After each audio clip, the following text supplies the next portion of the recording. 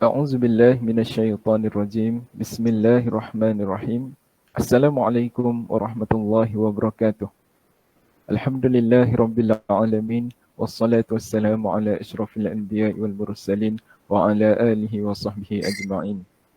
Alhamdulillah, bersyukur kita kepada Allah SWT kerana masih lagi diberi kesempatan untuk bernafas dan diberikan nikmat iman pada hari ini. Dan Alhamdulillah, walaupun cuaca tidak berapa baik pada pagi ini, kita masih lagi dapat bersama-sama untuk melaksanakan satu program Bola Bicara pada pagi ini. Assalamualaikum warahmatullahi wabarakatuh.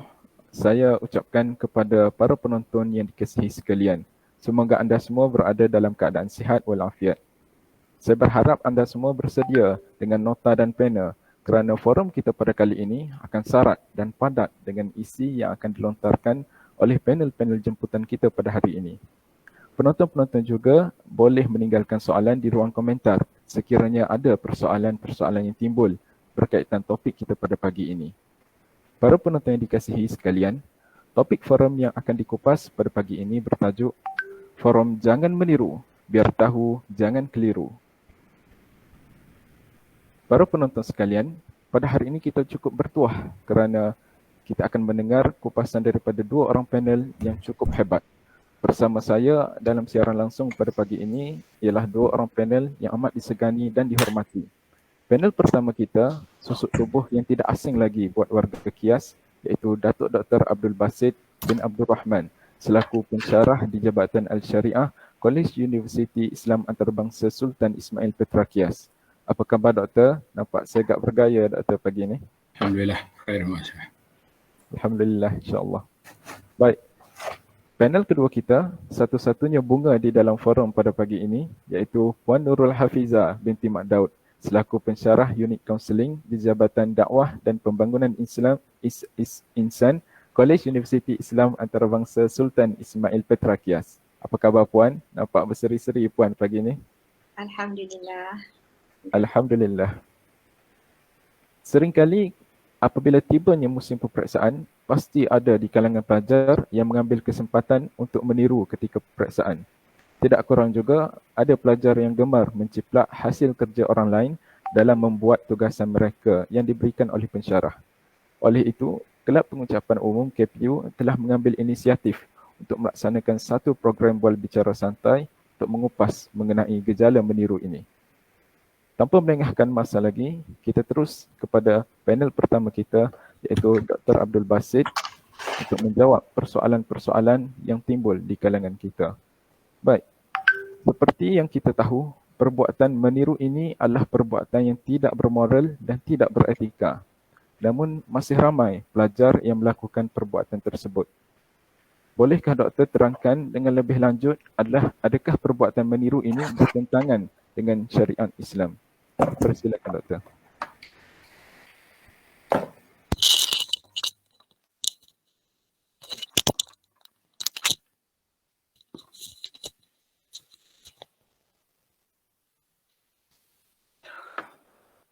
Bismillahirrahmanirrahim. Alhamdulillahi rabbil alamin wassalatu wassalamu ala rasuli rabbil alamin. Nabiyyina wa habibina wa qudwatina Muhammad ibn Abdullah wa ala alihi wa sahbihi wa man walah, amma ba'du. Yang dihormati saudara Ahmad Azkar, juga ahli panel Puan Nurul Hafizah, dan semua para pensyarah, para pelajar, siswa-siswi College Universiti Islam Antarabangsa Kias. Assalamualaikum warahmatullahi wabarakatuh.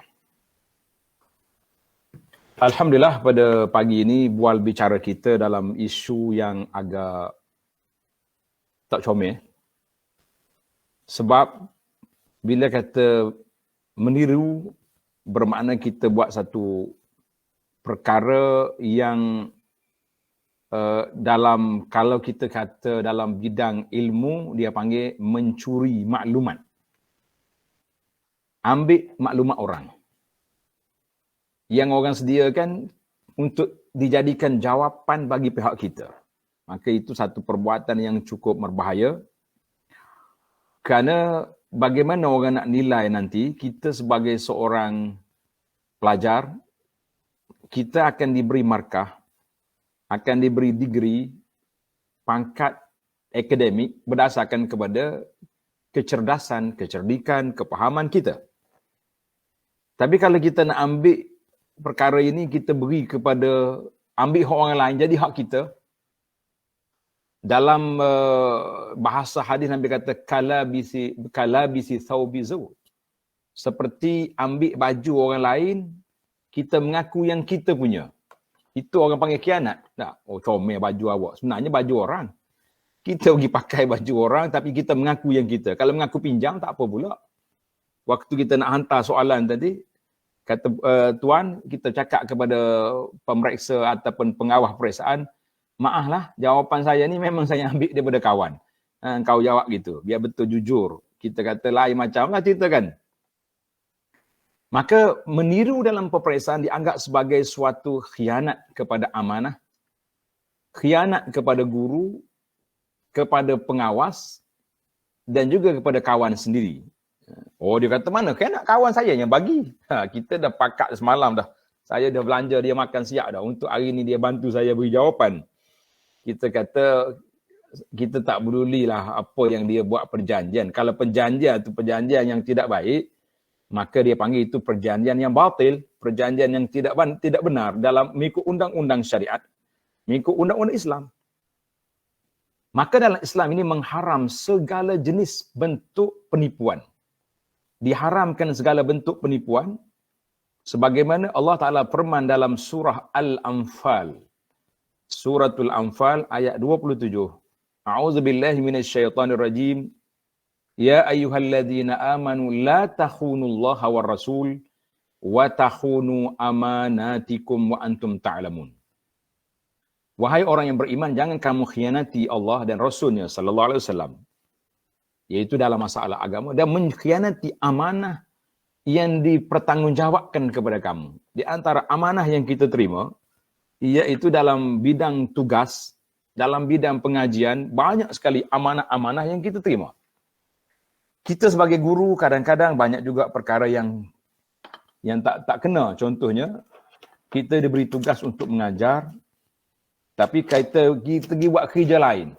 Ini saya bimbang. Kita pensyarah pun kadang-kadang bimbang. Ya, tiba-tiba je pelajar cakap, oh tak ada kelas hari ni. Kenapa? Pensyarah keluar, dia pergi ada meeting kat luar. Meeting yang tak ada kena-mengena dengan KIAS. Dia meeting dengan NGO lain. Kita kata ini juga satu penginayaan kepada pelajar. Pelajar masuk. Pelajar dah bersedia.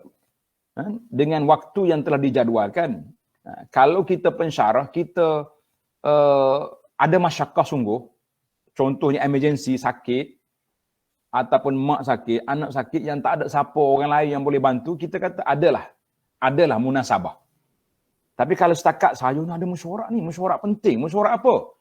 Mesyuarat ada kaitan dengan KIAS ke? Tidak, ini mesyuarat saya punya NGO saya. Kita kata ini juga satu penginayaan kepada pelajar. Dan kita banyak sekali juga mendapat aduan daripada pelajar. Oh, dia kata pelajar batallah hari ni. Sebab apa? Sebab kita ada mesyuarat. Kadang-kadang sesuai dengan mananya. Saya tengoklah pelajar-pelajar hari ini sampai maghrib mengaji. Kenapa? Dia kata kelas ganti. Tadi tengah hari sepatutnya, tapi diganti petang ni sebab pensyarah kata dia ada kerja. Kerja tu kerja peribadi. Ini hati-hati.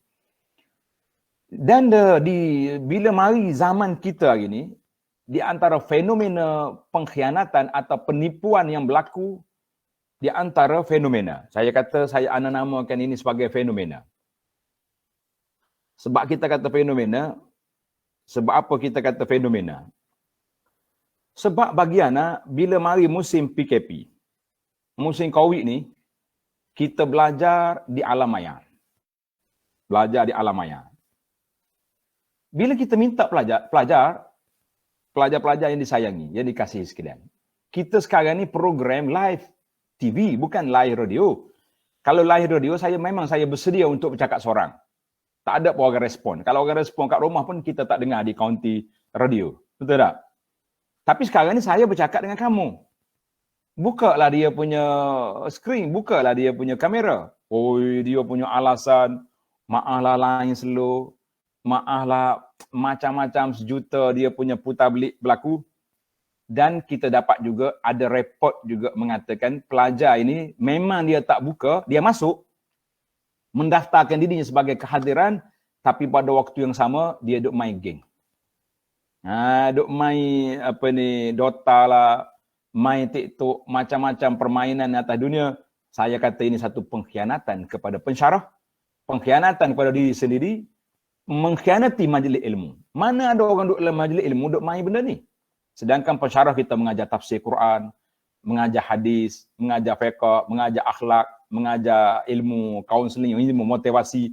Tiba-tiba kita duk main benda ni. Ini satu perbuatan jenayah terhadap diri sendiri dan juga tidak menghormati majlis ilmu dan juga tidak menghormati guru kita sendiri. Jadi pelajar-pelajar ambil perhatian. Jadi dua perkara yang kita kena sini. Bila kita sebut tentang amanah dalam menuntut ilmu, sebelum sampai kepada peperiksaan, kan, saudara moderator, kita singgah dulu di tengah jalan. Sebab nak sampai ke periksa tu kita lalu dulu di sini. Kan, pensyarah yang sewena-wenanya tukar jadual tanpa keuzuran syar'i yang dibenarkan, dan ataupun pelajar-pelajar yang tak nak buka kamera sebab menggunakan peluang masa yang ada untuk bermain game ataupun dia tidur. Sebab itulah Ana sendiri setiap kali di awal muhadarah atau di tengah atau di akhir Ana akan break seketika. Kita akan panggil pelajar-pelajar, buka kamera. Ini program TV, bukan program radio. Ada yang buka, ada tak buka. Ada yang beri alasan sungguh-sungguh, dia kata data tak ada. Tak apa, Ana guna Zoom. Zoom maklum kepada kita. Pelajar tu beberapa kali cuba nak masuk kelas tapi gagal. Kita tahu itu orang yang bermasalah dari sudut lain. Tapi kalau memang dia tak buka awal lagi, game data yang dia ada dia guna untuk Dota, maka ini satu perbuatan yang mengenanya diri sendiri. Jadi para pelajar sekalian, itulah perkara yang kita rasa bimbang. Untuk maklumat secara umum, hadis Nabi SAW, Nabi kita bersabda, man ghasyana falaysa minna, adalah hadis yang sahih. Siapa yang menipu bukan daripada ajaran kami. Apalagi kalau kita menipu dalam pengajian Islam. Menipu, mengaji tafsir, subjek hadis, subjek tasawuf, menipu. Kaif hadha? Orang Arab kata, kaif hadha? Bagaimana boleh berlaku sedemikian? Di mana dhamir kita dengan Allah? Di mana dhamir kita dengan kitab Allah? Di mana dhamir kita dengan sunnah Nabi SAW? Kita kata ini satu perkara yang cukup berat. Maka Ana tengok, para jemaah sekalian, para pelajar sekalian, kita pun moderator ni kena bagi hak lah, berapa minit seorang. Kita ni kalau boleh mikrofon, kadang-kadang dia terlupa nak break. Jadi kita, tapi insya-Allah saya seorang yang berdisiplin dalam ilmu cakapan umum ni, kita tak akan langgar. Ana gilah forum antarabangsa ke antarabangsa, kadang-kadang 10 minit saya tak langgar lebih daripada 10 minit. Sebab itu juga disiplin, itu juga ilmu. Salah satu daripada ilmu, kita jangan langgar hak orang. Jadi sekarang ni berapa minit lagi tinggal? Sebab saya baru mukadimah baru itu pengurusi. Apa minit lagi ada? Boleh 1 minit 2 lagi. 1 minit, baiklah. Di antara makhatir ataupun bahayanya menipu ataupun meniru ini dalam peperiksaan, kita tak pergi jauh lah, kita fokus ke tajuk kita. Yang pertama, orang yang menipu akan mendapat kemurkaan Allah Azza wa Jalla. Akan mendapat kemurkaan Allah Azza wa Jalla. Yang kedua, dia juga membantutkan proses pelajaran ataupun pengajian. Kenapa kita letak peperiksaan? Objektif peperiksaan untuk apa? Untuk menilai kemampuan kita. Menilai kebolehan kita. Tapi kalau kita sendiri dah memang tak boleh nak nilai sebab kita tipu, kita ambil orang jawapan, maka kita mengatakan ini satu perbuatan yang curang. Yang ketiga, juga dengan menipu ni juga kita akan memberi kesan yang panjang sebab kita masuk dalam masyarakat dengan CJ yang kita tipu. Orang tengok dia, oh hebat, no, dah belah kek 3 kali dah tu sebab anugerah dekan. Anugerah dekan. Dekan mana yang kau bagi anugerah kat kau? Dekan kawan-kawan dia bawa pokok dia duduk menipu. Lah, tidak. Dekan tak akan bagi anugerah. Maknanya kita tipu masyarakat, kita tipu dekan, kita tipu banyak perkara Dan satu lagi fenomena ini yang bahaya juga, tasahul, memandang remeh bagi pihak pensyarah ataupun pengawal-pengawal peperiksaan. Kadang-kadang kita mengawal peperiksaan, tapi duk main WhatsApp, duk jawab WhatsApp dengan kawan lah. Duduk buka order tempahan online. Ini juga satu pengkhianatan kepada pelajar. Pelajar tu kalau kita pengawal jaga betul, dia tak berani nak kacau. Dia tak berani nak meniru. Tapi kalau pengawal tu asyik duduk menunduk je, mula-mula lepas bagi kertas tadi gak duk tunduk sampai 2 jam, habis grup dia masuk, ini juga satu fenomena yang tidak baik. Jadi kita pusingan yang pertama telah tamat. Saya serahkan kepada moderator. Terima kasih. Baik, terima kasih Dr. Abdul Basit atas pencerahan mengenai meniru ini. Jadi saya ulas sedikit bahawa meniru ini menyebabkan kemurkaan daripada Allah Subhanahu Taala. Bukan sahaja dari segi peperiksaan, bahkan apa-apa perbuatan kita pun jika kita meniru, maka Allah akan murka. Seterusnya, apabila pelajar meniru di dalam peperiksaan, dia akan membantukan pembelajaran pelajar itu sendiri kerana dia tidak berusaha di atas kaki sendiri. Baiklah, kita terus kepada panel kita yang kedua, iaitu Puan Nurul Hafizah. Seperti mana beberapa tahun kebelakangan ini, PDP secara dalam talian masih berlangsung dan giat dijalankan oleh IPT bagi terus melahirkan graduan-graduan yang berjaya. Walaupun cara pembelajaran sudah berubah, tetapi sikap mahasiswa masih tetap sama apabila menghadapi situasi peperiksaan. Persoalannya, apakah faktor yang mendorong seseorang pelajar atau individu itu bertindak untuk meniru? Dipersilakan, Puan. Bismillahirrahmanirrahim. Rabbi shrah li sadri wa yassir li amri wa hlul 'uqdatam min lisani yafqahu qawli. Terima kasih saudara moderator. Yang saya segani lagi hormati Datuk Dr. Abdul Basit. Yang saya hormati juga, kasihi, sayangi semua para penonton, para pendengar, warga Kolej Universiti Islam Antarabangsa Sultan Ismail Petra. Assalamualaikum warahmatullahi wabarakatuh. Alhamdulillah, hari ini kita dapat bersama-sama berkumpul secara maya untuk kita mengutip secebis ilmu lah. Nah, kita berkongsi bersama. Okay. Baik, berbalik pada soalan moderator kita. Kenapa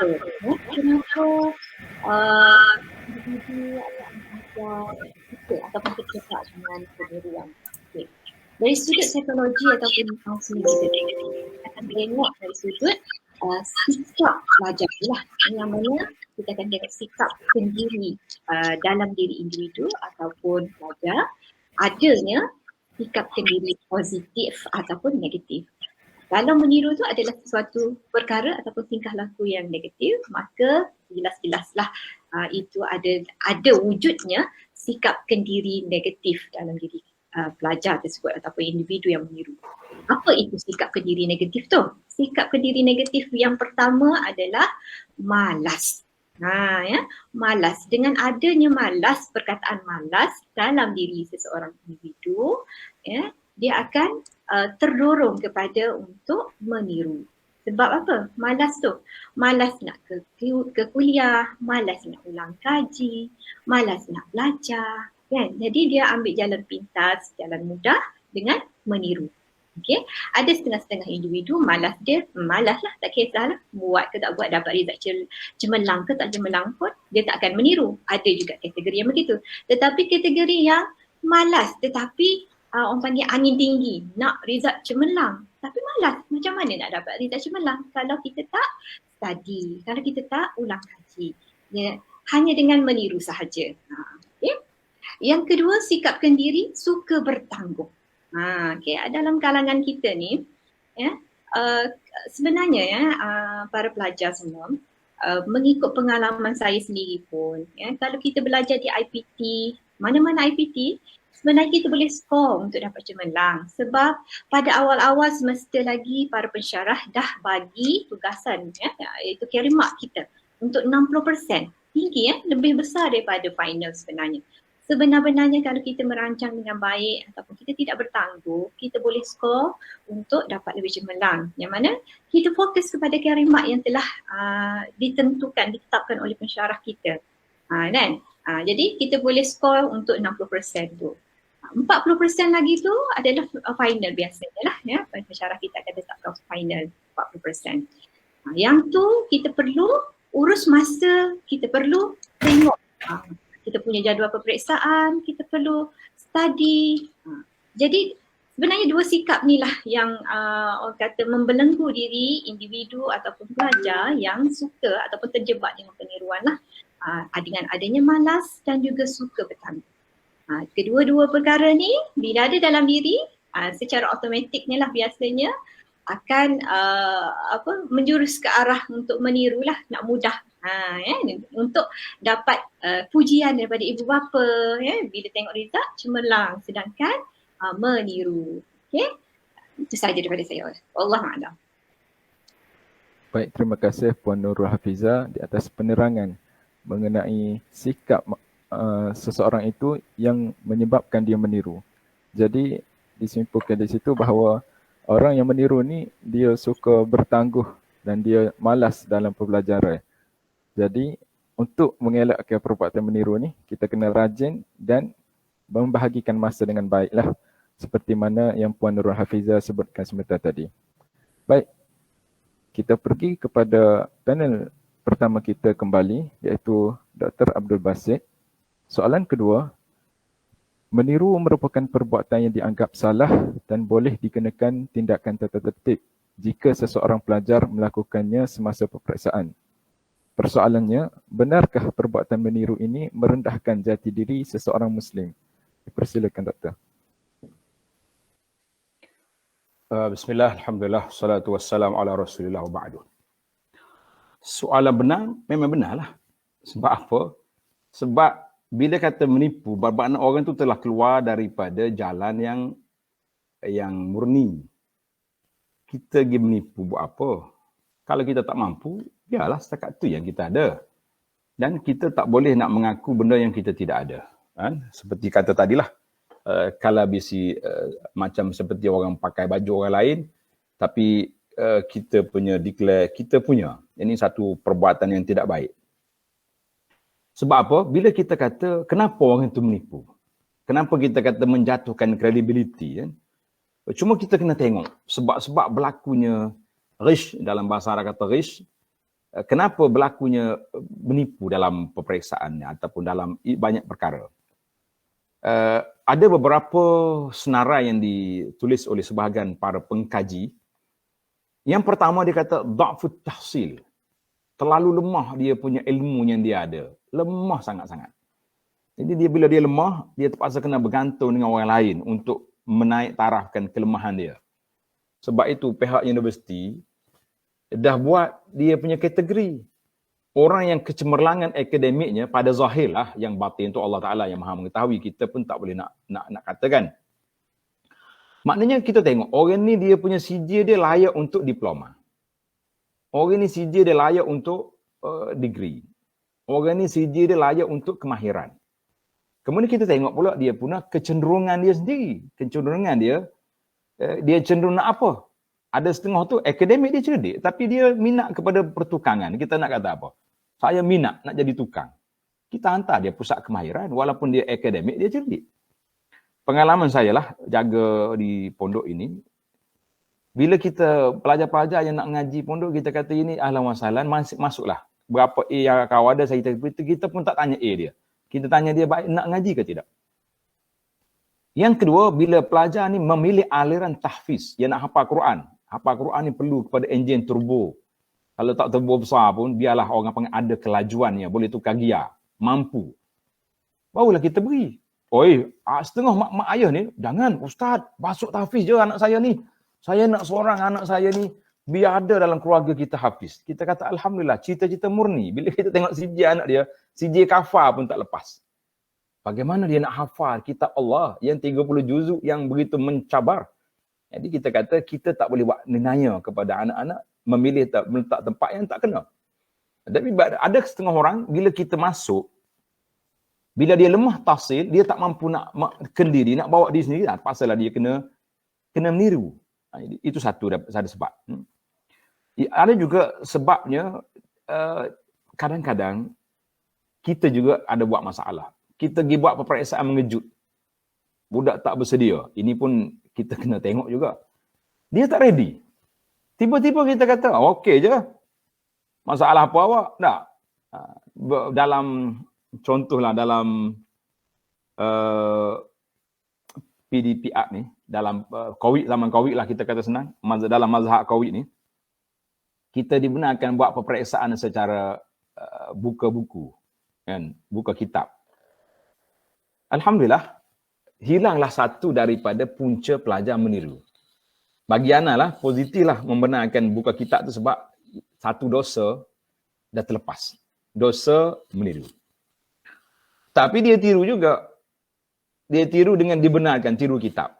Sebab itu Ana letak satu soalan, dia panggil soalan kebab, apa benda ni, soalan yang pemikiran ni. Oh, di situ baru kita nampak. Budak ni faham ke tak faham? Dia bercakap apa benda tak tahu. Sebab dia tak boleh nak tiru. Tetapi, kita tengok ke dia bahasa Arab panggil siyaqul ayat. Siyaqul ayat maknanya gaya penulisan sama dengan kawan sebelah. Maknanya masih lagi berlaku, dia panggil tidak meniru tu. Dalam bahasa kita mengaji sekolah Arab ni panggil belajar khat. Kan? Kita mengaji sekolah Arab dia ada belajar khat. Khat tu memang ustaz suruh tiru pun. Jadi dia belajar khat dengan kawan dia tiru apa yang kawan itu tulis. Kita kata kalau kita tengoklah, kalau kita nak sebab tu anak seorang dua, saya ambil peluang, kita telefon balik call dia, kata ini jawapan ni awak ambil kat mana ni? Oh, saya buat sendiri. Betul ke? Cakap betul. Allah Ta'ala tahu. Walaupun aku duduk di alam maya, kita dengan Allah Ta'ala di antara sifat dia, kaunuhu basiran. Allah Ta'ala melihat. Dia mengaku, dia kata dia duduk satu rumah dengan kawan dia tak sempat masa, walaupun kita bagi masa 4 jam. Anak saya duduk kat UIA 24 jam dia punya bagi masa jawapan. 24 jam. Kata mu nak jawab ke 24 jam? Karang 3 jilid kitab ke macam mana? Terlalu lama sangat. Ini pun ihmal. Akhir kali budak ni tidur. Last minute, tinggal 2 jam lagi masa. Baru nak jawab. Kita kata, kita buatlah biar benda ni satu perancangan yang tidak boleh menyusahkan para pelajar dan juga tidak boleh menyebabkan mereka dalam ihraj ataupun dalam kesusahan dalam melayari perjalanan hidup di musim seperti ini. Jadi kita kata menipu satu sikap yang buruk. Karena itu Nabi SAW bersabda dalam hadis, Nabi kata, alaikum bis-sidqi fa inna sidqa yahdi ilal birri. Hendaklah kamu sentiasa bercakap benar, jujur. Karena jujur itu akan pergi kepada kebaikan. Sentiasalah seorang itu bercakap benar hatta yuktaba indallahi siddiqan, sehingga dia ditulis di sisi Allah Ta'ala sebagai seorang yang benar. Sebagai seorang yang benar. Jadi kita nak, walaupun kita CJ kita rendah, kan? Tidaklah orang panggil tinggi sangat dia punya darjat, tapi dengan jujur kita, dengan ikhlas, dia lepas. InsyaAllah mungkin dia boleh mudah dapat kerja nak banding dengan orang lain yang dusta, yang bohong itu. Jangan main-main. Itu benar. Mana Nabi kata, wa iyyakum wal kadhib, aku bagi amaran kepada kamu, jangan menipu. Menipu ni termasuklah meniru. Sebab meniru ni membawa kepada fujur, pada benda yang tak baik. Kita mula-mula kita tiru dalam peperiksaan. Nanti bila kita kerja esok, kita tiru tanda tangan orang. Kita tiru macam-macam benda yang boleh tiru. Kan? Puak-puak yang duk main perli-perli orang ni pun, dia tiru orang macam-macam. Buat kata lah, buat suara, tiru. Kita kata dah mula meniru, dia akan termeniru. Sebab itu benda yang buruk dalam kaedah, baik saya habiskan hadis saya tadi, Nabi kata setiap bila orang tu la hatta yuktaba indallahi kazzaban, dia akan dicop di sisi Allah Taala sebagai seorang penipu, sebagai seorang pembohong. Hadis ini dalam Muslim dan lain-lain riwayat. Ana dengar ingat satu kisah seorang yang suka menipu, suka makan benda tak baik. Guru saya, Syekh Atiyah rahimahullah, dia mengajar di Masjid Nabi. Dia kata ada seorang, dia sebutlah nama negeri, tapi saya tak nak jatuhkan negeri orang. Dia kata, orang ni tokeh, ada kebun luas. Bila dia nak makan buah ke apa, dia cakap dengan pekerja dia, mungkin ambil buah dalam kebun jiran sebelah. Jadi budak ni ada iman, dia tak ambil. Dia pergi di ujung pagar, masih dalam tanah toke ni, dia pun ambil buah tu, dia bawa pergi. Toke ni makan, dia kata tak sedap lah. Min aina jit? Mau ambil kat mana? Tanya. Budak ni mengaku, saya ambil di ujung kebun. Oh, dia kata patut tak sedap. Mau kena ambil yang sebelah pagar kita. Itu buah tu yang sedap. Tengok ni, bila makan dengan syaitan, lazis. Makan dengan syaitan, lazat. Sedap. Jadi, orang yang terbiasa dengan menipu-menipu macam ni, orang Kelantan kata, kalau dia cakap dia nipu, tak kerut dahi. Tak berkerut dahi. Maknanya bijak sungguh dia. Kalau setakat kita tekan dia, okey je. Dia panggil tak berkerut dahi. Maknanya, tak nampak lah watak dia tu macam gelabah ke, macam apa. Sebab itulah kita sekarang ni banyak skema-skema yang datang. Oh, dia punya mainan cukup dahsyat. Jadi para pelajar, jagalah diri. Masa depan kita panjang lagi. Kan? Masa depan kita panjang. Atas dunia ni kalau kita tak banyak kita dapat pun, di akhirat yang kita akan pertimbangan kita di akhirat nanti. Kan? Itu sajalah. Wallahu a'lam. Baik, terima kasih doktor atas penerangan. Jadi dari apa yang kita dapat ambil tadi, sekiranya seseorang pelajar itu tak dapat menguasai sesuatu ilmu, maka dia akan terpaksa meniru. Maka kita kenalah cuba untuk belajar sehabis baik yang kita boleh dan cuba untuk tidak meniru, kerana jujur itu adalah sifat yang yang disukai oleh Allah SWT. Baiklah, kita terus kembali kepada panel kita yang kedua, iaitu Puan Nurul Hafizah. Semenjak pembelajaran dalam talian diperkenalkan, peperiksaan secara dalam talian menjadi cara untuk para pensyarah menilai hasil kefahaman pelajar sepanjang semester berlangsung. Namun, ianya memberi kesan kepada pelajar apabila pihak institusi mengadakan kembali peperiksaan secara bersemuka. Hal ini menyebabkan pelajar mungkin bertindak untuk menggunakan kaedah toyol ataupun nota kaki sebagai cara alternatif untuk mendapatkan keputusan yang baik tanpa perlu bersusah payah untuk belajar. Jadi, bolehkah Puan huraikan dengan lebih lanjut, adakah perbuatan meniru ini akan memberikan kesan sampingan kepada personaliti seseorang? Dipersilakan. Baik, terima kasih saudara moderator. Bawa toyo dah. Ganas student kita bawa toyo. Okay, alright.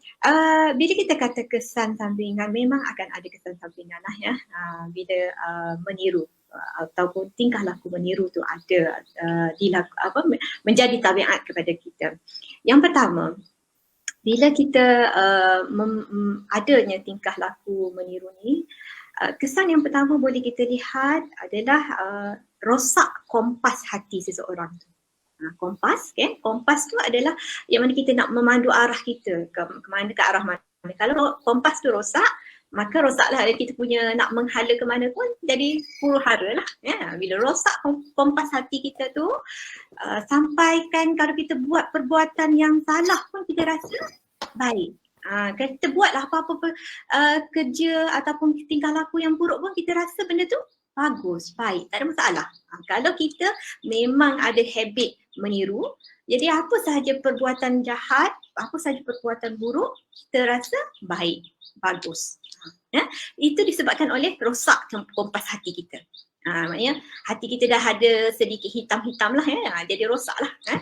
Okey, yang kedua, kesan yang kedua macam yang Datuk Doktor bagi tahu tadi lah, dia akan jadi terbiasa untuk menipu. Okey, dia akan menjadikan menipu tu perkara yang menjadi kebiasaan dalam hidup dia. Menipu sikit-sikit, menipu mak ayah, menipu pasangan, contohnya ya, menjadi satu kebiasaan dalam diri dia. Dah sebati. Menipu tu dah jadi tingkah laku yang memang sebati dalam diri dia. Okay, itu kesan yang kedua. Kesan yang ketiga yang boleh kita lihat, ya, akan menjadi selalu bergantunglah orang yang suka meniru ni. Dia akan bergantung. Sebabnya, contoh dalam peperiksaan, dia menjawab peperiksaan dengan atas dasar melihat nota ataupun minta jawapan daripada kawan. Ini dia bergantung kepada nota, bergantung kepada kawan, kan?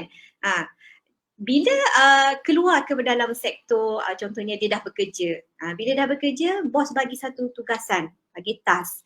Dia tak boleh nak buat sebab dalam minda, dalam akal fikiran dia tak ada idea, tak pernah buat. Jadi dia akan bergantung, dia akan carilah rakan sekerja ke, dia akan upah siapa-siapa ke untuk melaksanakan tugasan tersebut, tanggungjawab tersebut. Jadi individu tersebut akan ada kebergantungan kepada orang lain dan juga menyusahkan orang lain, ya, menyusahkan kawan-kawan, menyusahkan majikan. Jadi segala kerja yang diberikan tidak dapat dilaksanakan dengan baik, tidak dapat dijawab, tidak dapat dilaksanakan dengan sempurna lah, ya, sebab tak ada idea dia. Dia sebab sebelum ni banyak bergantung kepada contohnya nota, bergantung kepada kawan sebelah, kan. Itu antara kesan yang boleh saya kongsikan lah. Yang kesan-kesan lain tu banyak lagi lah, ya. Antara yang saya nak ulas lagi sekali, kesan kalau kawan individu ataupun pelajar yang meniru, yang pertama, kompas hati dia rosak. Okey, apa sahaja perkara yang dia buat, dia rasa baik semuanya. Yang kedua, dia akan terbiasa dengan menipu. Menipu je hidup dia sepanjang hidup dia. Okay. Yang ketiga, dia akan menjadi seorang yang bergantung, terlalu bergantung lah, ya. Tak boleh nak buat keputusan sendiri dan sentiasa menyusahkan orang lain lah. Okey, itu saja. Wallahualam. Baik, terima kasih Puan di atas penerangan mengenai personaliti seseorang sekiranya dia meniru. Jadi apabila meniru ni, dia akan merosakkan kompas hati dia dan dia akan terbiasa dengan perbuatan meniru sehingga dewasa. Dan apabila masuk kerja pula, dia akan tetap cuba untuk meniru rakan kerjanya kerana tidak dapat laksanakan tugasan yang diberi kerana tidak ada pengalaman. Sebab sebelum ni dia duk meniru. Jadi dia tak reti nak buat lagu mana. Kecap bahasa Kelantan sikit. Baik. Kita pergi kepada pusingan ketiga, kembali kepada panel pertama kita, Dr. Abdul Basit. Setiap perbuatan yang dilarang di dalam Islam pasti ada solusi dan jalan penyelesaiannya. Jadi, bagaimanakah cara Islam membendung golongan yang melakukan perbuatan meniru ini? Mungkin doktor boleh ulas sedikit mengenai perkara ini. Dipersilakan. Baik, bismillah. Wassalatu wassalamu ala rasulillah wa ba'du. Jadi kita tahulah, punca-punca pun kita dah sebut tadi secara ringkas. Sudah pasti kita kena cari ilaj ataupun penawar untuk menyelesaikan masalah ini. Takkan nak biar begitu saja. Tak, orang nak meniru je lah. Maka sebagai orang yang mengaji agama, orang beragama, kita ni kadang-kadang masyarakat dia bercakap tak betul. Dia kata, maaf Ustaz, saya ni tak ada agama. Kalau tak ada agama, awak orang apa? Itu bahaya bercakap. Sama juga bila dia nak taubat, dia cakap, saya dulu jahiliah. Saya kata, dua istilah yang tak betul digunakan. Maknanya kita memang orang ada agama. Cuma dari sudut penghayatan, mantap tak mantap. Mantap ke tak mantap, apabila kefahaman kita tentang agama itu. Maka di antara hulul ataupun penyelesaian kepada masalah ini, iaitulah kita kena didik anak kita daripada bawah lagi, daripada kecil, iaitu ilmu muraqabatillah. Ilmu Allah Ta'ala tengok kita. Sebagaimana kata ulama salaf, datuk kita, nenek kita ajar kami ni 3 perkara. 3 perkara dia ajar. Allah mendengar, Allah melihat, Allah mengetahui. Dia kata dengan 3 perkara inilah kami membesar.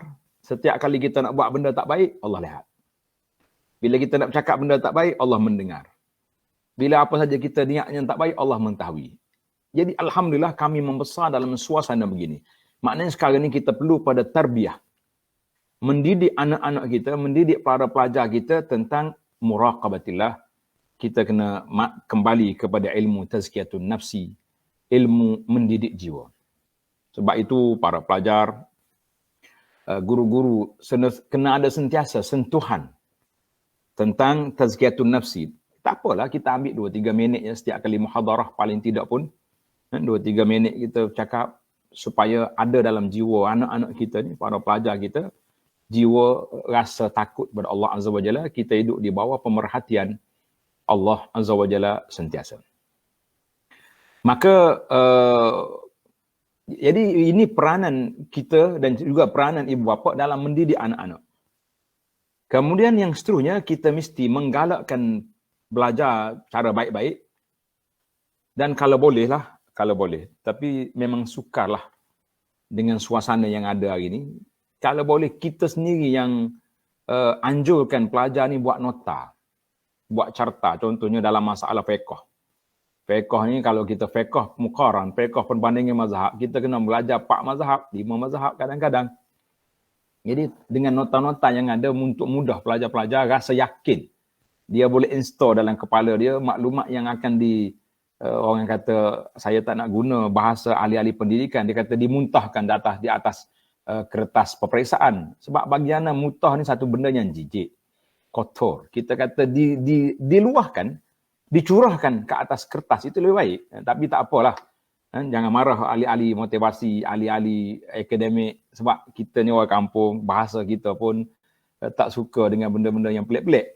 Jadi biar kita bagi keyakinan kepada pelajar. Dan setiap kali pelajar dapat ditangkap, ataupun kita jumpa benda-benda yang tidak baik, mana pelajar ni tidak dilepaskan begitu saja. Kalau setakat ditahan markah dia ke sebagainya, dia relax lah. Tapi adalah undang-undang takzir. Undang-undang takzir yang patut kita buat. Ambil gambar orang ni, 3 hari akan dilekat di papan kenyataan di kolej ke, letak kat situ. Anda ingat saya belajar di Universiti Madinah dulu. Disiplin dia memang keras. Mana-mana pelajar yang penting solat berjamaah. Bukan penting kelas lagi, penting solat berjamaah. Beberapa kali pengawal, dia panggil muraqib, wadan dapat tangkap, nama kita akan dilekat di tepi masjid. Nama sekian-sekian daripada negara mana didapati penting daripada menghadiri solat jemaah. Oh, dahsyat tu. Dan kalau pelajar buat kesalahan disiplin, akan dipotong beasiswa. Kita dulu duduk di bawah beasiswa, dia bolehlah potong. Kita sekarang ni tak boleh nak potong sebab kita potong budak tak bayar yuran kan, letih pula kita. Itu masalah kita. Jadi kena ada penyelesaian, orang panggil dari sudut iqab. Wallahu alam, itulah beberapa celoteh yang ringkas kita ini. Dan Assalamualaikum. Waalaikumsalam warahmatullahi. Jadi berdasarkan apa yang doktor sebutkan tadi, antara cara yang kita boleh terapkan untuk mengelakkan perbuatan meniru ini adalah dengan mendidik anak dari kecil lagi. Dan ni kalau pepatah Melayu kita sebut melentur buluh biarlah dari rebungnya. Maknanya kita ajar anak dari kecil agar tidak meniru, agar ajar anak-anak agar dia berfikiran bahawa Allah ini sentiasa melihat dia. Baik, itu adalah antara yang doktor sebut mengenai cara untuk mengelakkan daripada meniru di dalam periksaan ini. Baik, kita pergi kepada panel kita yang kedua pula, iaitu Puan Nurul Hafizah. Setelah teliti, sikap meniru ini juga dilihat berlaku sewaktu peperiksaan dan di luar waktu peperiksaan. Jadi bagaimanakah cara yang terbaik untuk menangani kegiatan meniru semasa atau luar dari waktu peperiksaan ini? Dipersilakan Puan.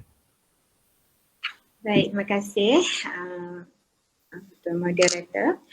Okey, cara yang terbaik untuk kita nak tangani kegiatan meniru dalam diri kita sendirilah, secara individu sendiri. Cuba kita tanamkan satu istilah lah kata kita jangan takut untuk gagal. Jangan takut untuk gagal. Tapi kita takut kalau kita tak nak usaha, tak nak. Jangan takut nak gagal, tapi takutlah kalau kita tak nak cuba untuk berusaha. Yang tu kita perlu takut. Okay? Sebab gagal ni adalah satu pembelajaran. Yang penting kita berusaha. Kalau kita gagal juga, mungkinlah ada perkara yang perlu kita baiki. Mungkin dari sudut cara kita mengulang kaji. Dan gagal tidak selama-lamanya lah. Kejayaan tu tak datang dengan mudah. Yang penting kita kena berusaha. Okay. So, selain daripada tu, kita kena ubahlah sikap kendiri yang saya katakan pada awal-awal sesi tadi. Sikap kendiri apa tadi? Malas. Penyakit malas tu dengan penyakit suka bertangguh perlu kita kikis, perlu kita buang. Kalau masih lagi ada sikap malas, masih ada sikap suka bertangguh, memang kita punya habit ataupun tabiat untuk meniru tu still ada lah. Jadi kita kena ubah sikap ke diri tersebut lah. Kalau malas kita cuba usahakan. Macam mana kita nak hilangkan malas tu? Malas tu kan sebahagian daripada orang panggil penyakit daripada syaitan jugalah kira kan. Jadi kita perlu usahalah, mungkin dari segi kita kena jaga kebersihan diri kita, kebersihan tempat kita belajar dalam bilik kita tu. Kalau dalam bilik asrama kita berselerak, tak kemas, kita pun tak jaga kebersihan diri, memang malas. Dia akan jadi automatik malas. Kan? Bila malas dia akan jadi jalan mudah lah untuk nak berjaya. Apa? Tirulah, bawalah toyol kan. Senang untuk berjaya. Okey, yang seterusnya persediaan atau persiapan. Kita kena ada persediaan, kena ada persiapan. Barulah kita boleh hadapi peperiksaan dengan baik, dengan tenangnya lah. Kalau kita tak ready, memang kita akan dalam keadaan yang tak tahu nak jawab apa, jadi ambil jalan mudah, bawa toyol. Tu cara dia. Kalau kita ready dengan awalnya, kita dah tengok jadual peperiksaan, kita susun atur kita punya jadual study. Kalau kita tak boleh belajar seorang diri, kita buat group study kan, bagi membantu diri kita. Kita tahu tahap kebolehan kita, tahap kelemahan kita setakat mana, kita je yang tahu. So kita yang perlu urus diri kita dengan baiklah. Okay, seterusnya tingkatkan iman seperti mana yang Datuk Doktor ayat tadi lah. Kita perlu tengoklah kita punya dari sudut yang paling utama lah, kita kena tengok kita nak hidup ni nak berkat ke tak berkat. Kalau kita meniru, memang tak ada keberkatan. Keberkatan tu akan terbawa-bawa sampailah kita dah bekerja, berkahwin. Masa tu kalau kita ada masalah contohnya kalau ada klien-klien saya sebelum ni datang, puan kenapa anak saya bermasalah macam ni. Cuba kita teroka balik. Kita dulu macam mana? Mungkin dari sudut keberkatan kita bagi makan minum dekat anak kita, dekat isteri kita macam mana. Keberkatan tu penting. Alright, itu saja yang mungkin kita boleh cuba baikilah untuk kita jadi yang terbaik. Okay, InsyaAllah. Wallahualam. Baik, terima kasih Puan Nurul Hafizah. Jadi berdasarkan soalan tadi, ialah dijawab oleh Puan Nurul. Cara untuk kita mengelak daripada meniru sama ada dalam atau luar peperiksaan adalah dari segi individu sendiri, kita jangan takut untuk gagal. Kerana setiap kegagalan itu adalah permulaan untuk sebuah kejayaan. Sebaliknya, kita mestilah takut untuk tidak berusaha untuk berjaya. Kerana orang yang tidak berusaha ini sudah pasti dia tidak akan mencapai apa-apa di dalam hidup dia. Dan seterusnya, Puan Hafizah juga menyatakan bahawa kita perlu ubah sikap kita. Yakni seperti mana yang disebut di awal tadi, yakni malas dan bertangguh. Jadi insya-Allah jika kita ubah dua sikap itu, kita akan mengalami fasa perubahan di dalam hidup kita, yakni menjadi lebih rajinlah apabila kita berubah. Baik, kita pergi kepada soalan daripada penonton-penonton. Yang pertama, soalan untuk panel pertama kita, yakni Dr. Abdul Basit. Soalannya, benarkah dosa daripada perbuatan meniru memberi kesan kepada keberkatan gaji? Dipersilakan Doktor. Bismillah, alhamdulillah, salatu wassalamu ala rasulillah. Dia masalah bila kita naik, orang terima kita dengan apa? Dengan sebab kecemerlangan kita, CJ kita. Dan kita pun diterima dengan sebab itu. Maka di sini para ulama membahagikan dua kategori. Suatu CJ dia panggil mumarasah al-khatirah. Bidang kerjaya yang berbahaya. Seperti tipu CJ kapal terbang. Kapal terbang kalau jatuh, paling kau orang pun 50 orang dalam tu. Ada yang 400. Kalau yang apa-apa, yang Boeing yang 2 tingkat tu 400 lebih tu yang kita pergi haji tu. ataupun tipu CJ perubatan. Dia kata dia pandai. Akhir sekali dia belah orang, mati. Saya jumpa seorang budak, dia mengaku dia pandai baiki motosikal.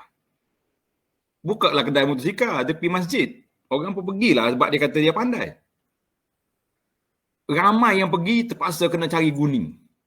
Dia pandai buka, dia tak pandai pasang balik. Ini cukup berbahaya. Jadi kita kena tengok pada kategori. Maknanya yang pertama sekali, soalan yang ditujukan tentang keberkatan, kita kata kalau kita naik dengan cara menipu, sukarlah untuk kita mendapat keberkatan daripada Allah Azza wa Jalla. Sebab kita naik dengan cara itu. Cuma adakah dia berterusan dari sudut halal haram, itu yang dibincangkan oleh para ulama. Adakah berterusan halal? Panjang. Anda tengok perbahasan ni panjang. Ada yang mengatakan sekiranya, contohnya dia ni memang tahun 1, tahun 2, tahun 3, campur. Tahun 4 dia ada masalah. Covid ke macam mana? Mungkin di tahun 4 itu berlaku sedikit meniru sedikit. Orang suruh tiru buku ya, boleh buka buku kan, dia pergi tiru kawan, tiru internet contohnya. Dia ada sedikit.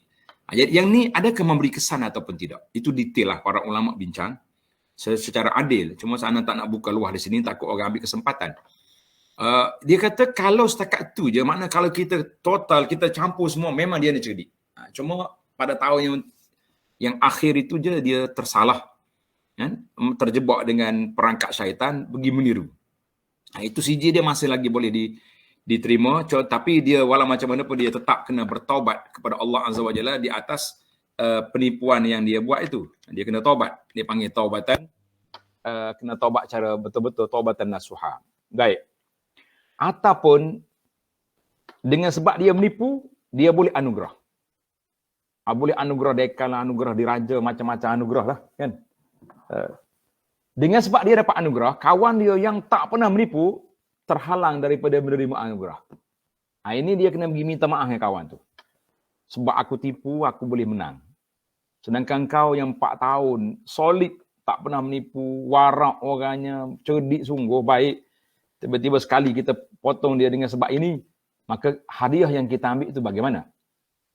Jadi anda duk perhati tengok para pelajar, risiko dia tinggilah. Kalau panjang ulama berbahas pun, saya nak simpulkan sikit ya, man ghasya falaysa minna. Nabi kata siapa menipu bukan daripada golongan kami. Bermakna kalau kita nak kata berkatnya CJ, memang hilang keberkatan.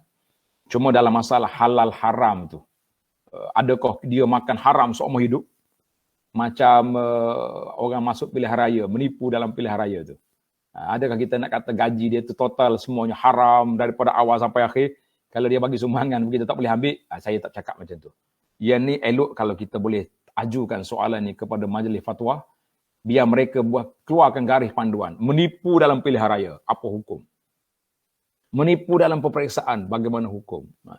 Menipu dalam perkara yang khatir, seperti dia tipu. Ada sebuah video pendek, menarik video ni. Orang ni jadi pensyarah, pelajar dia ni tak apa cerdik, bagi rasuah dengan dia luluskan, pelajar medik. Satu hari, budak ni boleh kerja jadi doktor. Kebetulan, pensyarah dia ni anak dia sakit. Dia bawa pergi hospital, dia kata kes ni akan dikendalikan oleh doktor muda. Dia pergi ya. Bila orang tolak kereta, anak dia nak masuk dalam bilik pembedahan, doktor yang nak buat pembedahan tadi, budak yang dia luluskan dengan menipu tadi. Gelabah dia ni, sudah. Engkau yang nak belah anak aku? Ketika itulah dia menangis, dia menyesal. Janganlah, dia kata, kalau mu nak belah anak aku, tangguhlah dulu, tukar doktor lain lah. Aku kenal mu tipu, memang kamu lulus dengan sebab aku luluskan. Sebab sampo-sampo yang aku terima. Tengok, Allah Ta'ala balas di atas dunia, dengan orang yang menipu ni, Tuhan balas dunia, kena kepada anak ni sendiri. Takkanlah dia nak bertempik hari tu, ni doktor penipu dia apa. Kalau doktor penipu, sekali ngawak lah menipu. Kenapa kamu luluskan dia? Kita kata, dalam bahasa Arab kata, kama tadi nutudan, sebagaimana yang kamu buat pada orang, kamu juga akan diperlakukan kepada kamu. Ingat baik. Kama tadi nutudan. Bagaimana kita buat orang? InsyaAllah nanti suatu masa kita pula diperlakukan oleh orang. Mandak kaduk, orang kata. Siapa dia tumbuk orang, dia pun akan kena tumbuk. Sebab itulah kalau nak kritik orang ni, berhati-hati. Nanti orang jawab balik, kita pula gelabah. Jadi itulah suasana yang cukup menakutkan kita. fenomena yang buruk ini. Wallahu a'lam. Terima kasih Doktor atas penerangan soalan tadi. Baik, kita pergi kepada soalan kedua dari Nur Izzati untuk Puan Nurul Hafizah. Soalannya, sejauh manakah perbuatan meniru mampu menyebabkan pembelajaran dan kerjaya seseorang? Menjejaskan pembelajaran dan kerjaya seseorang. Baik, terima kasih moderator. Okey, sejauh mana? Okey. Yang pertama sekali, kalaulah aktiviti meniru tu tertangkap, contohnya tertangkap. Kalau tertangkap, habislah masa hadapan kita. Kalau pelajar-pelajar ni mungkin dia dah tak buat peperiksaan pada waktu itu, terpaksa repeat SEM, kan? Jadi buang tenaga, buang masa semualah. Tu kalau tertangkap.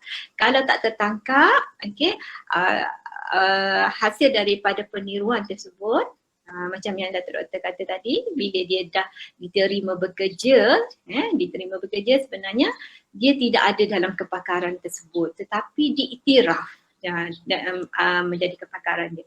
Dia akan berlaku, orang panggil, tiada kualiti lah. Contoh macam tadi, kalau dalam bidang medik, patutnya boleh operate seseorang tu dengan baik, dan tiba-tiba orang tu tak berjaya operation tersebut disebabkan sebab bukan kepakaran dia, dia hanya dapat CD tu atas dasar meniru ke macam mana, kan? Tu kalau dia terlepas daripada tertangkap menirulah. Okey, kalau dari segi kerjaya begitulah, dia tidak dapat memberi produktiviti yang baguslah kepada tempat dia bekerja, di syarikat ke organisasi ke. Sebabnya macam yang saya kata tadi, berjaya sebab meniru.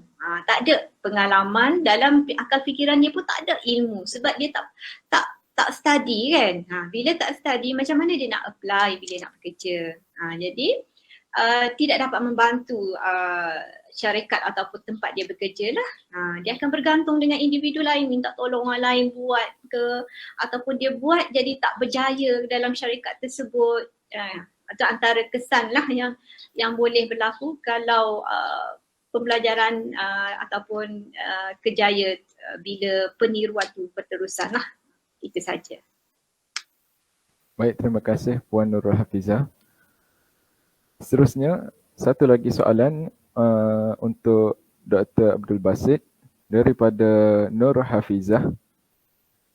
Ana nak minta pendapat daripada doktor, macam mana kita nak lebih fokus dan faham sesuatu madah itu dan tidak menjadi gugup ketika menjawab soalan dan membuat presentation di hadapan kelas dan para pelajar di dalam kelas. Dipersilakan doktor. Dia ni kena masuk kelab pengucapan umum lah, baru boleh. Patut hantar kempen Azkar, kata masuk kelab kami. Belajar sini bercakap dulu sebelum peperiksaan. Jadi kita rasa semua perkara ni kalau kita nak bercakap, kita kena memarasah. Arab kata memarasah, mana kita kena banyak latihan. Saya di pondok saya, setiap minggu malam Isnin atau malam Selasa kita ada kelas kelas khas, kelas syarahan. Seorang akan jadi khatib, beberapa orang dipilih bersyarah, kadang-kadang ada dialog, ada hewar, pembuka majlis, penutup majlis. Kita latih setiap minggu, gilir pelajar-pelajar. Dan alhamdulillah ramai di kalangan pelajar yang bagi respon. Dia kata hasil daripada latihan ini, kami ni bila jumpa minggu pun taklah gugup sangat. Tak gugup sangat tadi, ada juga lah rasa juga. Tapi orang panggil bersedia. Di kelab pengucapan umum ni penting untuk kita masuk sebagai kita nak latih. Latih bercakap, latih disiplin, bagaimana gerak-geri kita, senyum orang yang tak senyum, patut disenyum, tak senyum. Jadi itu semua tu ilmu, satu fun, satu kesenian. Jadi kalau kata nak jawab soalan dalam peperiksaan, tak ada gugup. Soalan peperiksaan ni kita atas kertas, bukan soalan syafawi. Cuma kan nak bercakap depan orang, public, kena ada latihan. Memang kena ada latihan. Ana duk perhati pelajar-pelajar yang cemerlang dalam bidang syarahan ni, Dia pergi mana dia belajar pun memang terserlah budak-budak ni. Cuma kita ada pantau lah. Di antaranya kita kena bagi konten, bagi isi. Bermula dengan bismillah tu, kemudian alhamdulillah, selawat. Kemudian tengok waktu orang beri berapa minit. Kalau dia beri pada kita, dia panggil kultum. Kuliah 7 minit contohnya. Kuliah ringkas kan. Jangan mukadimah panjang-panjang. Assalamualaikum, bismillah, salam. Tuan-tuan, terus kepada poin. Ini panjang sangat. Habis orang dia sebut atas dunia ini. Nah, orang tu Datuk ni Seri ni akhir sekali yang nak cakap poin ni tinggal 2 minit tak sampai. Jadi itulah ilmu. Saya show lah pada pelajar-pelajar yang berminat ni supaya join grup pengucapan umum kita ni, insya-Allah. Wallahu a'lam. InsyaAllah. Ngapai. Baik, terima kasih Doktor atas menjawab soalan tadi. Jadi Dr. Kevin suruh masuk KPU dan ataupun boleh juga join program yang Dr. sendiri buat tiap minggu untuk melatih cara kita bercakap di hadapan orang ataupun semasa presentation. Baik, satu lagi soalan kepada Puan Nurul daripada Husna Lisha Rafiha. Soalannya, apakah meniru ini hanya berlaku ketika peperiksaan atau turut berlaku di luar peperiksaan? Persilakan Puan. Baik. Okay, meniru ni iyalah selain daripada dalam dewan peperiksaan, di luar peperiksaan pun ada peniruan lah. Sebagaimana yang kita sedia maklum, contohnya tu dalam tugasan, assignment kan. Dan saya kata tadi, para pensyarah dah bagi awal-awal semester dia punya tugasan-tugasan yang perlu diselesaikan dalam semester tu dalam poskadlan kan. Sepatutnya kalau pelajar yang cerdik, pelajar yang cemerlang, dia akan cuba buat tu daripada awal semester lah sampailah pada tarikh submit tu, terus submit lah. Tetapi kalau pelajar yang bertangguh, bila tarikh last nak submit tu, mulalah dia akan mula aktiviti meniru yang macam mana? Copy paste, tak kira lah. Perkataan Indon pun ada dalam tu. Nak katanya tak sempat nak edit, nak apa sebab nak submit ni. Meniru dari assignment lah, tugasan plagiat orang panggil lah. Dia tu ambil daripada tugasan senior contohnya. Tukar je nama depan tu, background depan, nama dan nombor metrik depan tu. Tapi yang dalam tu ambil daripada tugasan senior. Contohlah kalau pensyarah mengambil tugasan yang sama seperti semester lepas. Itu kalau dari segi tugasan lah. Okey, kalau dari segi kerjaya kita tengok contoh kita ada hak cipta. Ya, tetapi ada peniruan ciplak contohnya kalau dari sudut meniru dari segi design tudung ke, design baju ke, meniru ada juga yang tu. Sebab tu saya kata meniru ni kalau dah memang habit dia meniru sampai ke bila-bila pun kalau dia tak berubah ataupun dia tak bertaubat, kata dia akan meniru dari apa-apa sudut sekalipun. Termasuk dalam dia bekerja lah, macam yang tadi Datuk Doktor ada kata juga yang mana bila masuk sektor bekerja mungkin dia pro ataupun dia terror untuk meniru tanda tangan untuk kepentingan macam-macam lah bila dah bekerja ni. Itulah itu saja. Okay, baik Puan Nurul, terima kasih di atas penerangan sebentar tadi. Baik, sebagai soalan penutup kita ambil soalan daripada Syafatini.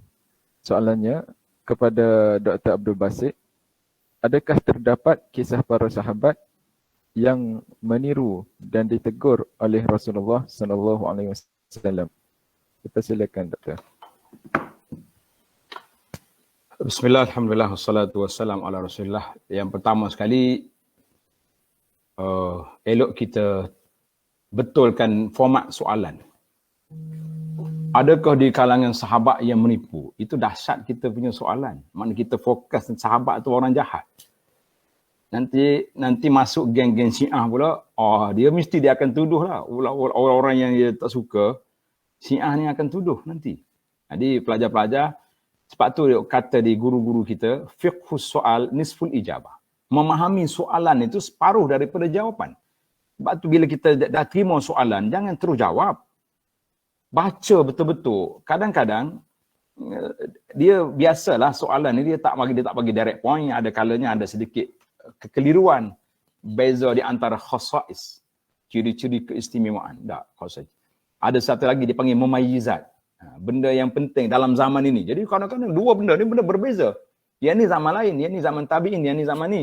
Jadi kita pergi jawab yang itu dia panggil penting. Contoh soalan yang ditanya di sini, saya nak betulkan balik soalan. Jangan tanya, ada kau di kalangan sahabat yang menipu? Dahsyat tu. Adakah di kalangan sahabat yang melakukan perbuatan-perbuatan yang keji? Kita kata walaupun ada yang dihududkan, yang kena hukum hudud, bahkan ada di kalangan mereka yang direjam kerana berzina, tapi eloknya kita publikkan soalan. Kita kata di zaman Nabi, bagaimana kalau berlaku kes-kes penipuan atau penipuan. Sebab ada kalanya yang menipu tu bukan orang Islam, munafik. Khususnya zaman Madinah, yang menipu, yang duk kacau orang, yang duk buat benda-benda karut ni, munafik. Dia mengaku dia beriman tapi dia tak beriman. Ada jugalah di kalangan orang Islam yang lemah iman tu, seperti hadis yang kita baca tadi kan, bila Nabi SAW pergi ziarah, Nabi kita pergi ke pasar. Dia tengok ada orang ni jual makanan. Maka Nabi masukkan tangan dia ke bawah. Kenapa basah ni? Jadi orang tu jawab, asabathus sama. Mana kena hujan lah, kena air hujan. Dia, kalau dah kena hujan, asingkanlah benda ni. Kenapa letak sekali? Yang ni basah lain harga, yang ni kering lain harga. Jadi asingkan, kita kata yang ni harga kering dengan harga RM20, RM20 sekilo. Secupak. Yang ni harga RM5 sebab dah basah, mungkin rasa dia pun lain macam. Maka dari situlah timbulnya hadis, Nabi kata, man ghasyana falaysa minna. Siapa dia menipu, bukan dari kalangan pengikut kami. Itu sangat penting, para pelajar sekalian. Dia panggil, cara kita bertanya juga penting. Ini dalam, dia panggil apa ni? KPU, kena ajar juga dalam latihan kita ni, cara bertanya. Bagi anda penting. Waktu anda dalam TV 9, tanyalah ustaz dulu. Zaman-zaman muda dululah. Ada seorang makcik dia tanya soalan. Dia kata, ustaz saya nak tanya. Bagaimana hukumnya anak saudara saya? Tengok, anak saudara saya. Kita boleh bayangkan yang di TV, dia ada paparkan nama penanya di skrin. Nama dari mana? Dia tanya, apa hukumnya ustaz? Bagaimana kami nak buat anak saudara saya ni mengandung tanpa suami? Saya kata, aib ini. Kenapa soalan macam tu? Anak saudara saya, kan? Orang kampung dia tahu. Nama dia ada. Kampung mana dia ada. Jadi sepatut dia tanya, bagaimana hukum kalau budak ni mengandung tanpa suami? Bagaimana penyelesaian? Hukum umum. Itu penting dalam bertanya. Jadi kita kata, ialah mana-mana zaman sahabat pun berlaku benda-benda yang negatif, yang tidak baik. Sebab nak jadikan perundangan. Rasulullah SAW sendiri, kenapa dia terlupa dalam solat? Solat 4 rakaat, Nabi kita bagi salam 2 rakaat. Kenapa? Sebab kalau Nabi tak terlupa, macam mana adanya hukum sujud sahwi? Ada kalanya perundangan itu dia letak atas kepala Nabi sendiri, sallallahu alaihi wasallam. Seperti Allah nak batalkan hukum anak angkat Zainab dengan Zaid. Maka bercerailah Zainab dengan Zaid, zawajnakaha. Allah kata, aku kahwin kamu Muhammad. Bukan wali dia kahwinkan. Sebab nak batalkan hukum. Jadi banyaklah benda-benda yang kita boleh belajar dalam ilmu sirah tentang masalah ini. Jadi selagi ada syaitan, di mana saja pun, waktu mana pun, mesti ada gangguan. Mesti ada orang-orang yang tidak baik. Mudah-mudahan Allah Ta'ala selamatkan kita, para pelajar kita semua. Kita doakan supaya mendapat kecemerlangan di dalam peperiksaan, cemerlang dalam akhlak dan berinteraksi sesama kita, bersama dengan guru-guru, cemerlang di dunia, cemerlang di akhirat. Amin ya rabbal alamin. Wa sallallahu ala nabiyyina Muhammad wa ala alihi wa sahbihi ajma'in walhamdulillahi rabbil alamin.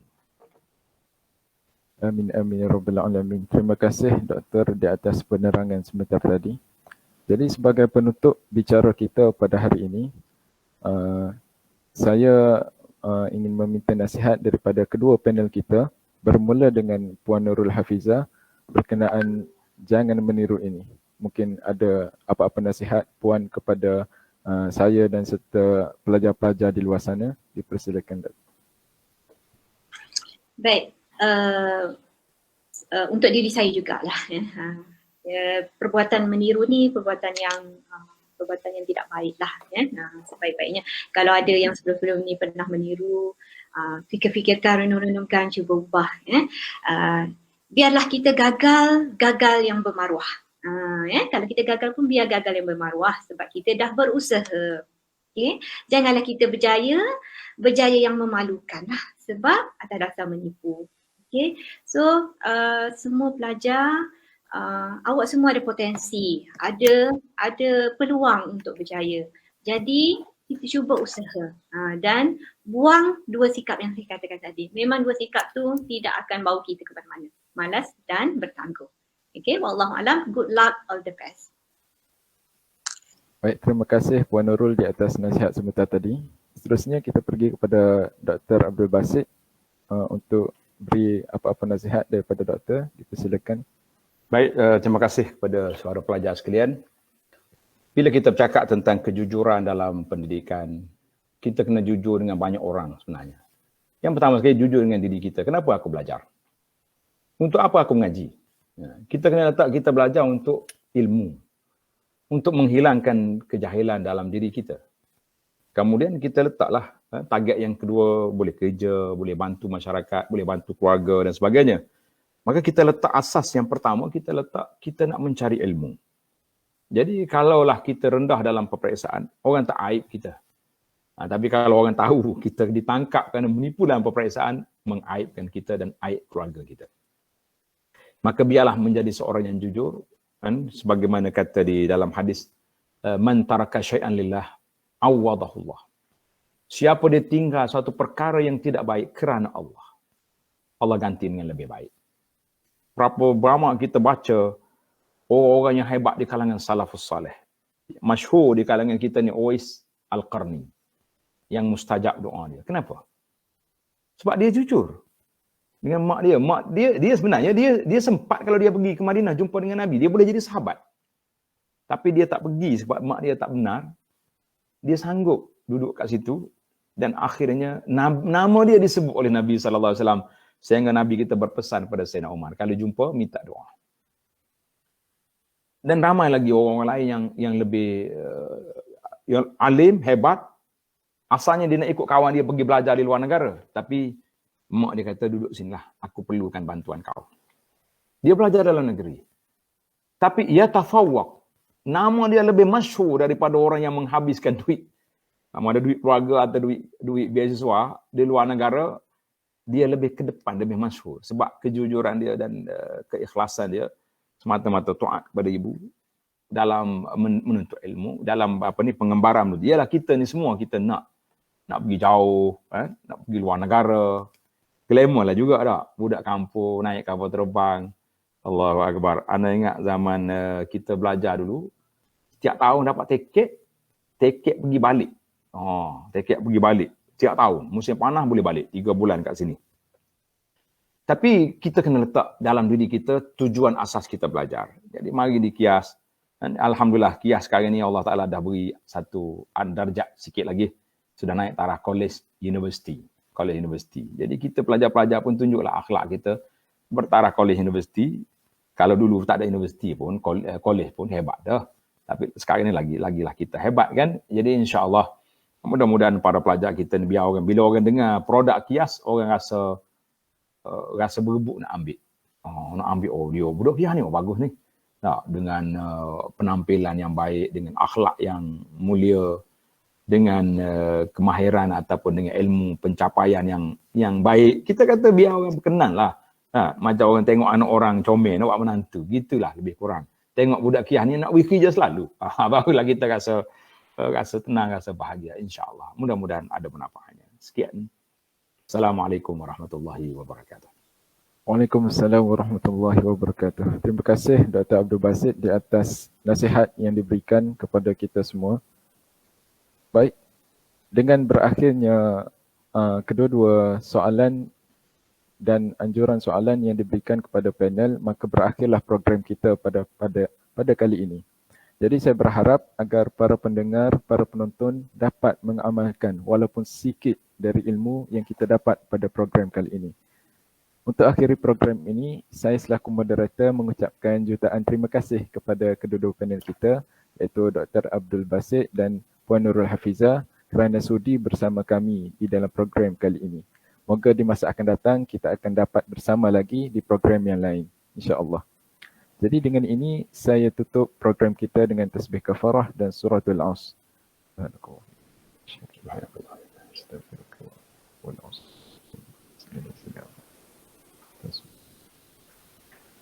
Sekian, terima kasih.